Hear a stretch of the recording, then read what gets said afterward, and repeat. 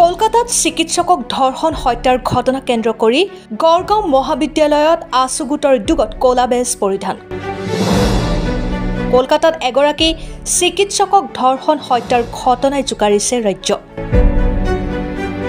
আজি শিৱসাগৰৰ ঐতিহাসিক গড়গাঁও মহাবিদ্যালয়ত কলকাতাত সংঘটিত চিকিৎসকক ধৰ্ষণ হত্যাৰ ঘটনাক লৈ ক'লা বেজ পৰিধান কৰে ছাত্ৰ-ছাত্ৰীসকলে।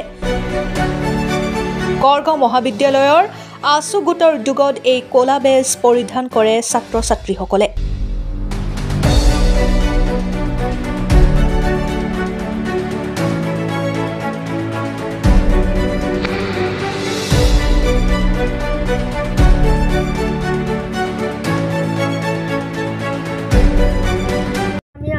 আছু অৰ্থাৎ অসম ছাত্ৰ সন্থাৰ উদ্যোগত গড়গাঁও মহাবিদ্যালয়ত ক'লা বেজ পৰিধান কৰি শ্ৰেণীকক্ষত প্ৰৱেশ কৰিবলৈ বাধ্য হৈছোঁ, কিয়নো 9 আগষ্ট তাৰিখে কলকাতাৰ যিটো নৃশংসভাৱে হত্যাকাণ্ড সংঘটিত হৈছে সেই সম্পৰ্কে আমি সকলো অৱগত।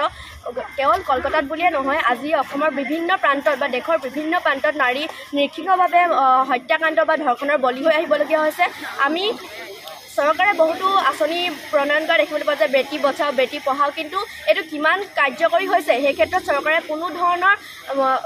কিমান ধৰণৰ আগবাঢ়িছে সেই ক্ষেত্ৰত আমি গুৰুত্ব দিয়া দেখা নাপাওঁ। কিমান ছোৱালী বৰ্তমানেও কাৰ্যক্ষেত্ৰতহে হওক বা বিভিন্ন শিক্ষানুষ্ঠানতে হওক ধৰ্ষণৰ বলি হৈ আহিবলগীয়া হৈছে, সেই ক্ষেত্ৰত চৰকাৰে কোনো ধৰণৰ সুৰক্ষা প্ৰদান কৰা দেখা পোৱা নাযায়।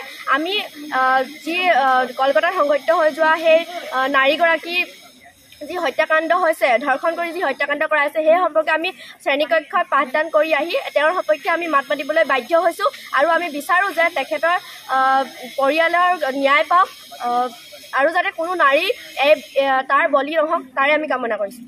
আজি আমি ক'লা কাপোৰ কিয় পিন্ধিবলগীয়া হৈছে? আজি চবৰে মানে বেজত মানে ক'লা কাপোৰটো আছে।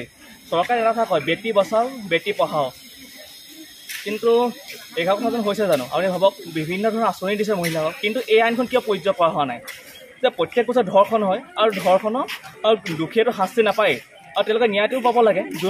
যোনসকলেতো এইটো ভুক্ত হৈছে বহুতে, তেওঁলোকেতো কিয় ন্যায় পোৱা নাই? আৰু দুখীয়া প্ৰত্যেক বছৰ বাচি যায়, কিয় বাচি যায়? আৰু চৰকাৰে ইয়াৰ এটা যোগ্য মানে এটা বিচাৰ কৰিব লাগে যে প্ৰত্যেক বছৰ যিমানে ধৰ্ষণ হ'ব প্ৰত্যেক বছৰ মানে দুখীবোৰে এইটো বায়ুতে হাৰি যাবলৈ চায়।